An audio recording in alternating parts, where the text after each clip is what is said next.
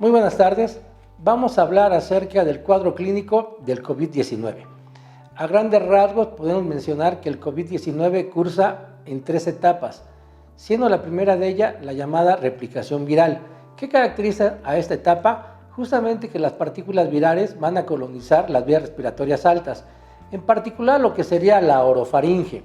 Es el momento de que el virus va a invadir esta zona y va a dar por resultado la presencia de una serie de síntomas como sería dolor de cabeza, dolor de cuerpo, tos, malestar general y fiebre. Estos síntomas durarán en promedio de 5 a 7 días. No obstante, el paciente seguirá en condiciones de poder infectar a la demás población, por lo tanto la relevancia de que se mantenga en resguardo en casa, manteniendo lo que será un aislamiento de aproximadamente un par de semanas. Quisiera mencionar un síntoma más, que es la anosmia. La anosmia, si bien no es del todo frecuente, en los pacientes infectados por este virus han hecho referencia del mismo. Entendemos como la anosmia la falta de percepción de los olores. En esta etapa, el tratamiento para los síntomas que el paciente presenta son básicamente medidas generales y medicamentos que puedan atender la fiebre, dolor de cabeza, dolor de cuerpo. Es un tratamiento básicamente que se va a dar en casa. También es importante que mencionemos que al menos el 80% de los pacientes que se infecten por COVID-19 caerán en esta etapa. Sin embargo, hay un porcentaje de entre el 20% y 15% que van a evolucionar a una segunda etapa o estadio. Esta segunda etapa la conocemos como la etapa moderada o pulmonar. ¿Qué caracteriza esta etapa? En esencia, la presencia de los síntomas ya mencionados, más lo que sería disnea, hipoxia, taquipnea y taquicardia.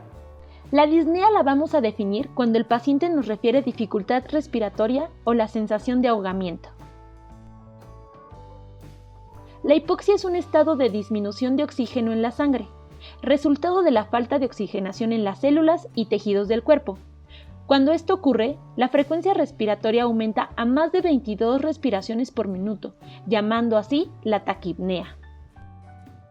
La taquicardia la vamos a definir como el aumento de la frecuencia cardíaca de más de 100 latidos por minuto y que puede llegar a 400 latidos por minuto en situaciones extremas.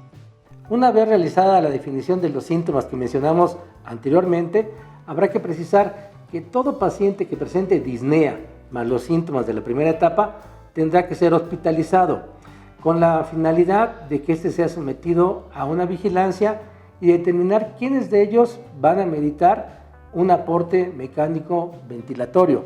Algunos de ellos bastará con puntas nasales y habrá otros que necesitemos utilizar algún tipo de oxigenación positiva. Desafortunadamente, estos pacientes que habrá que darles algún tipo de apoyo ventilatorio tendrán una tendencia a evolucionar a la tercera etapa.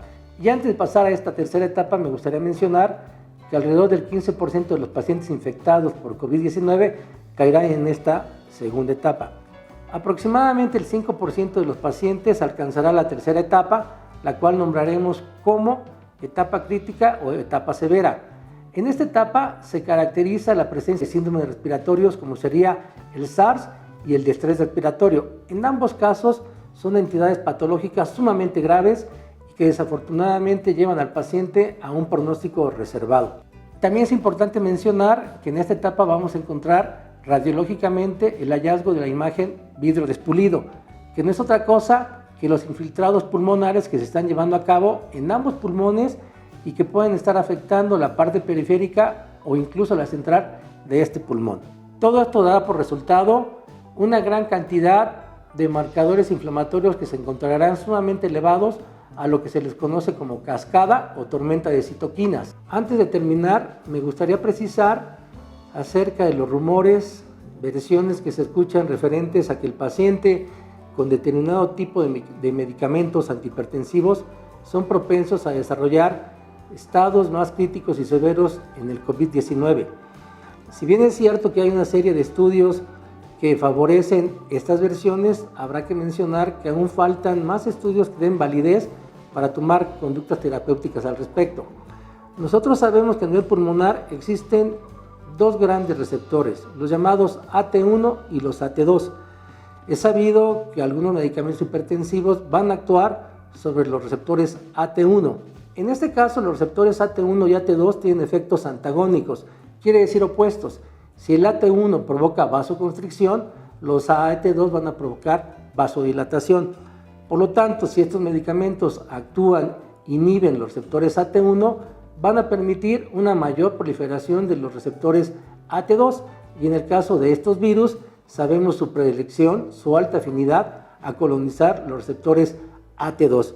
Esto no solo es exclusivo para los pacientes hipertensos, es en general en todas las enfermedades crónico-degenerativas, sean problemas cardíacos, problemas respiratorios, diabéticos, obesidad, fumadores.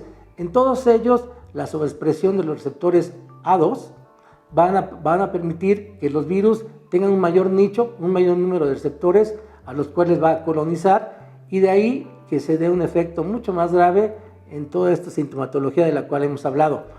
Y si bien esto pudiera resultar cierto, en nada nos va a favorecer suspender el tratamiento, ya que estos pacientes con mayor desarrollo de receptores AT2 no lograrán que estos disminuyan en su cantidad en un tiempo pronto.